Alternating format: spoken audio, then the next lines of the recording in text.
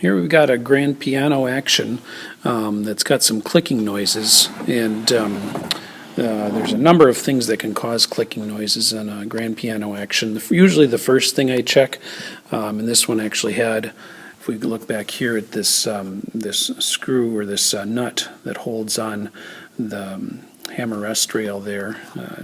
They call it the hammer rest rail. Hammers aren't really supposed to rest on it, but that's what that is.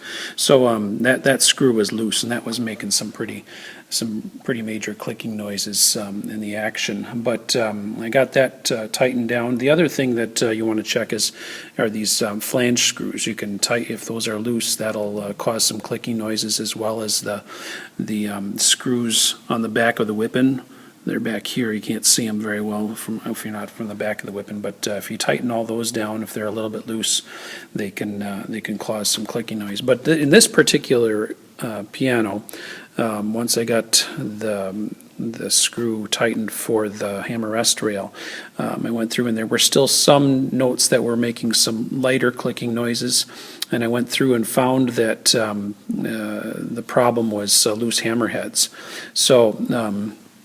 So I went through and I checked, some of these up here at the top of this second section were probably some of the worst. And I've already done this, but what happened is this joint that from the shank, right here is the shank going into the hammerhead, was loose. Okay, so if you just give a little bit of a wiggle on the hammer, okay, if you can feel a little bit of movement, that means that's where that clicking noise is coming from. Okay, we had probably, I don't know, a couple dozen notes that had loose hammerheads in this piano. So I went through and I used, here we've got Hot Stuff CA glue. Now this is the really thin kind. This is the same version that we use for putting in and treating loose tuning pins to tighten those up.